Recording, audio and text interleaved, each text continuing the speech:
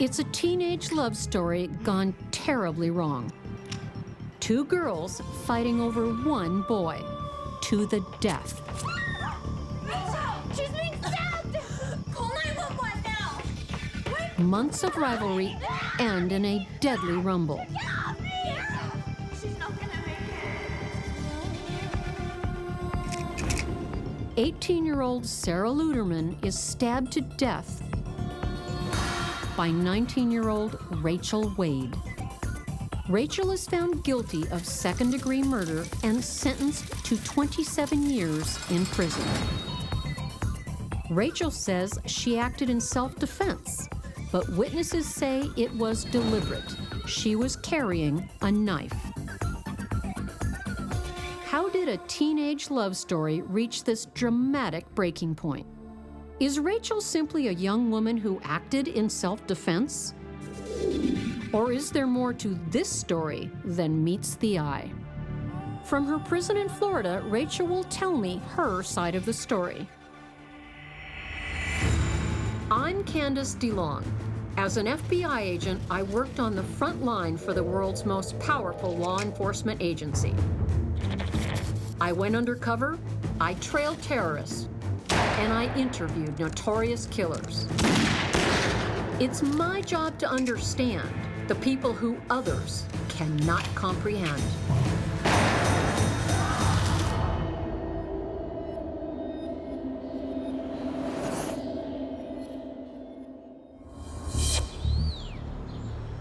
April 14th, 2009. Pinellas Park, Florida.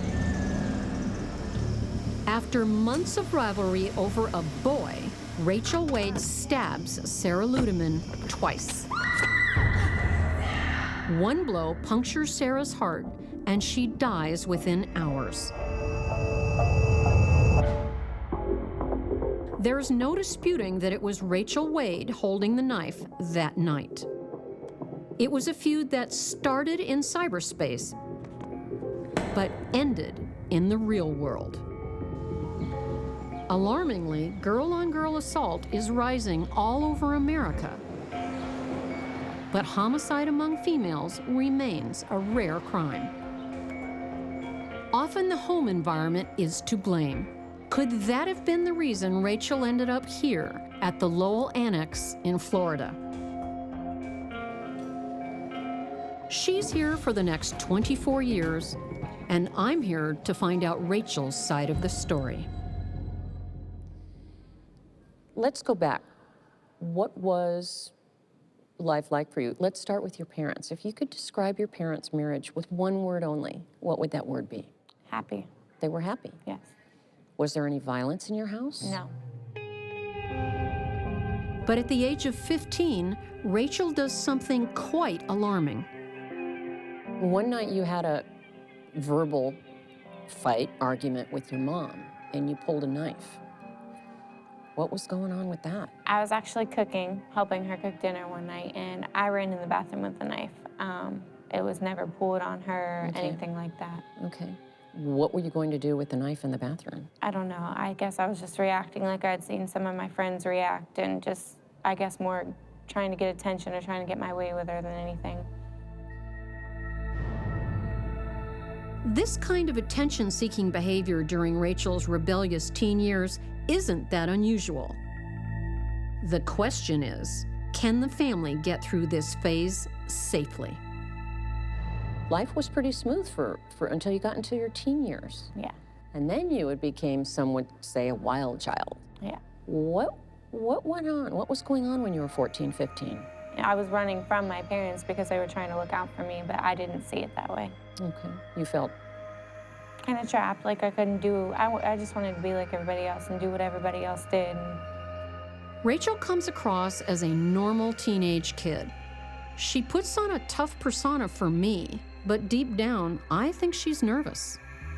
So you described yourself as kind of a wild child. What did that do for you? What, that persona being like that? I guess I felt like I was having fun. I was able to go do the things I wanted to do. I really didn't listen to anything my parents told me. Rachel says her relationship with her parents got worse until finally they went to counseling. What effect did that have, if any? It showed me that as much as I thought I hated my parents, I really did need them, and they were looking out for the best. Okay. Counseling works for Rachel, and her relationship with her parents improves. By age 18, she gets a job as a waitress and moves into her own place. Things are looking up until Rachel falls in love with a boy who would change her life forever. How did he treat you? In the beginning, we had a lot of fun, and then it slowly but surely started getting out of hand.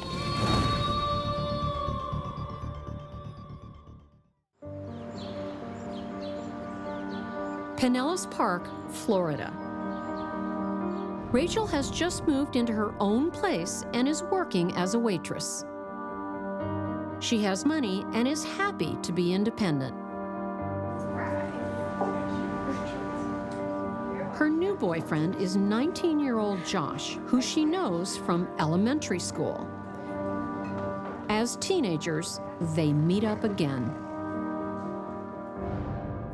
Did you fall in love with him? I don't know, it just I think it kind of just hit both of us that we found an attraction in each other, and we had known each other for so long that it was like, okay, you know, we'll try this more than anything. How did he treat you? In the beginning, we had a lot of fun. We go to the beach and stuff. We always just had fun, and then it slowly but surely started getting out of hand. What Rachel doesn't know is that Josh is also having fun with someone else, 18-year-old Sarah Luderman. When did you first hear the name Sarah Luderman? I know that they had dated beforehand. I think he'd mentioned that he had just broke up with her. Other than that, I didn't know anything about her. You and Joshua became an item after? Yes. Afterwards, okay. From what I knew. Both girls use social networking websites, and it isn't long before they find out about each other. These social networking sites, what role did that play in this, what unfolded in this horrible story? It helped it escalate because she would constantly post pictures of them together or something. And I mean, I didn't know if they were old or if they were recent. Having a feud like this on the internet just adds fuel to the fire. It's out in public for the entire world to see. What did that feel like? I was embarrassed. I always had people telling me, you know, leave the situation, he's no good, you know, look at this, and it was embarrassing. Do you think that the tension between you and Sarah would have been so intense had it not been, these social networking sites not existed? I don't think it would have escalated nearly as much. Okay. The girls go at each other in cyberspace. Having a fight on the internet is much easier than having a real-life confrontation. But soon, the online fight spills into the real world. On one occasion, the police are called when Sarah and her friends spray silly string over Rachel's car. According to Rachel, Sarah also showed up at her place of work to taunt her. Sarah was in the same boat you were, though. She's in love with Josh. She's involved in this conflict. Did you feel like maybe Josh was using the two of you? I knew that he was with each one of us for a reason. I had my own place and my own car and my own money and everything, and I was very independent, so I think that he used me for that, if anything. It takes two to tango. Yeah. And you and Sarah were doing one heck of a tango there. Detectives stated that Sarah made threats toward Rachel on voicemail. It doesn't take long for Rachel to retaliate. Seriously, I told you to watch your back and not chill with him. Now your ass is mine, and I'm guaranteeing you I'm no murder you. Telling someone, though, you're going to kill them, those are pretty severe words. Do you recall what you were feeling? When I said it, I think I had been drinking that night, so I think that it just came out of anger. Okay, all right. I never intended on following through with the threat. But over the next 8 months, things would get out of control. One girl ends up in prison, the other dead. What happened next? I made sure that they saw the knife.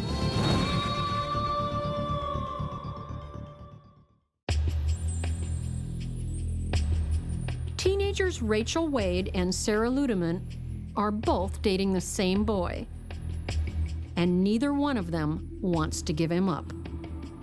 You're dating Josh, she's dating Josh, you're both in love with them, and there's this Romeo and Juliet family fighting kind of thing going on. How long did this kind of activity go on? For about a year to 8 months. So almost from the beginning of meeting her. Yeah. And it slowly but surely started getting out of hand. April 14th, 2009, the rivalry between the two girls reaches its peak. According to Rachel, she is being taunted in her own home. Let's talk about the night of the murder. What happened, in your words? I decided to leave my apartment because I heard honking and screaming. All right. See you soon. Thanks. Rachel believes Sarah is harassing her, so she goes to a friend's house. She brings a steak knife with her.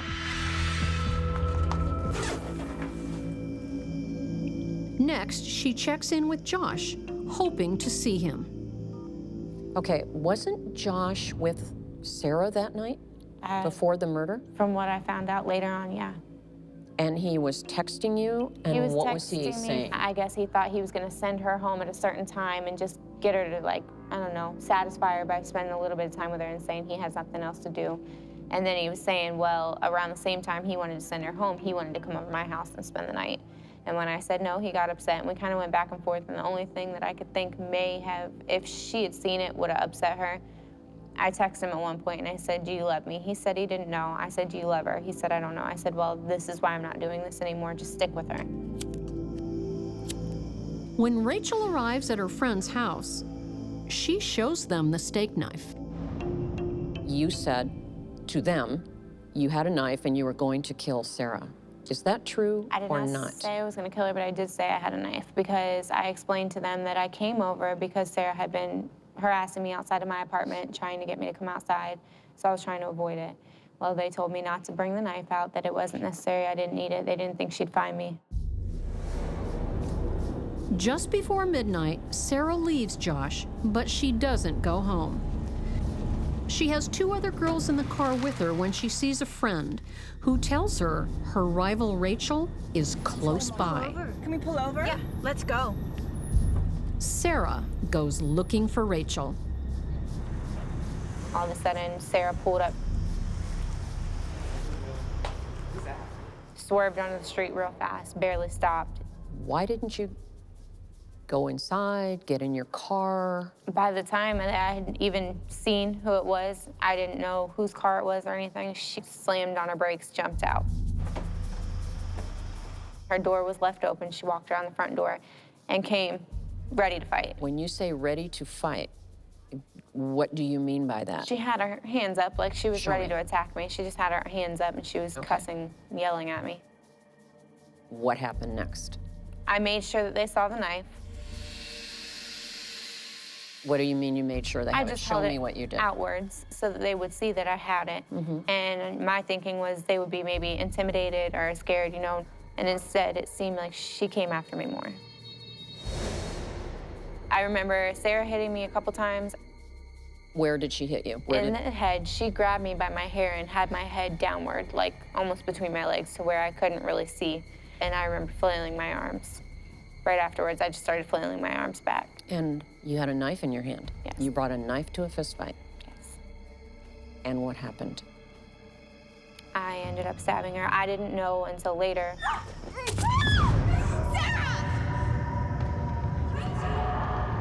You stabbed her one time? I think it was one cut, like an actual cut, and Okay. one actual wound. Okay, Yes. so twice. In just a few short moments, months of teenage rivalry are over. People say you black out when you fight. I've never really been the type to fight, so I don't know. But I don't specifically remember stabbing her. I do remember standing up, seeing blood on the knife in my hand. Once I saw the blood, I didn't really know what to think. I didn't see where it was coming from. I knew it wasn't coming from me, so I just kind of panicked. I didn't know what to do. 2 witnesses call 911. We have someone on the floor that's been stabbed. We need an ambulance ASAP. They're fighting. You gotta hurry up and get here, quick. Okay, what happened? He stabbed her. Okay, where on the body? She's bleeding. Is she alive? Okay, where on the body is the patient She's stabbed? up in the chest. The ambulance arrives within minutes, and paramedics try to save Sarah's life. You still got the knife. Then what did you do? I ran in the front yard. I ended up throwing the knife on the neighbor's roof. Well, I aimed it in their backyard, but it ended up on the roof. And why did you do that? To just get rid of the knife, period, because I didn't know what had happened, how severe it was, or what was gonna happen. Rachel would soon find out just how severe Sarah's injuries were. I wish we would have sat down and talked and figured out that we were worth more. But it's too late for words.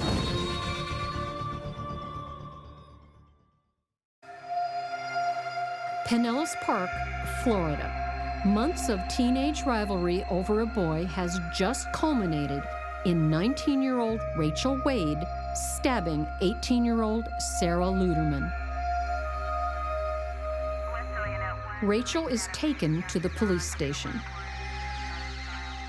When did you learn that Sarah had passed away? Hours after it happened, I agreed to go to the police station. They came in and put me in an interrogation room. The next piece of information that you need to know is that she is dead. Oh my God.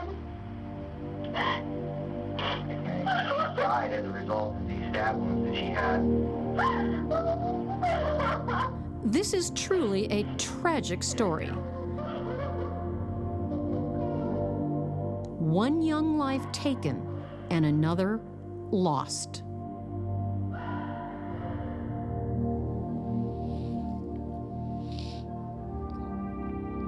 Has Josh stood by you? No, we don't speak. I have nothing. Have you ever spoken to Josh since that night? No, I have nothing to say to him either. I don't wish to. How do you feel about that? Used. Used. I felt like everything that everybody had ever said to me, I should have just listened to because he used me for whatever he could. Rachel, is there something, you've had a lot of time to think about this, is there something, or was there something in you that led you to that horrible moment? I always looked for the best in people that was not there and always held on to people that I should have just let go. Why do you think you did that? I have no idea. I really don't. I did the complete opposite of what I was taught. I don't know why. Found guilty of second-degree murder, Rachel Wade is sentenced to 27 years. By the time she gets out, Rachel will have been behind bars longer than she has been alive today. How do you feel about the 27-year sentence you got? I'm okay with the fact that I'm here because I know what happened was wrong. Whether I meant to do it or not, it was wrong. And I helped it escalate. How do you feel about the inescapable fact that Sarah's dead because of you? Awful.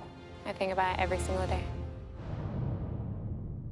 Rachel has hardened herself to these events, but we shouldn't misconstrue that as a lack of feeling.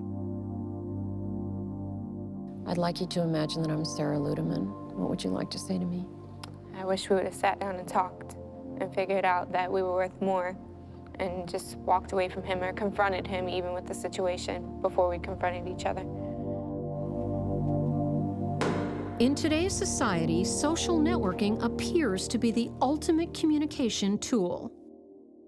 But in this case, a life was lost for the want of a good old-fashioned chat. What would you like to say to Sarah's family? just one day I hope that they could forgive me and see that there was two sides to it. And I mean, I didn't go after her. I did what I could to avoid it. Rachel stands by her self-defense argument, but accepts there is a price to pay for her crime. There are millions of women watching this show. And many of them are young, your age that you were when this horrible thing happened. If you could give them one piece of advice, what would it be?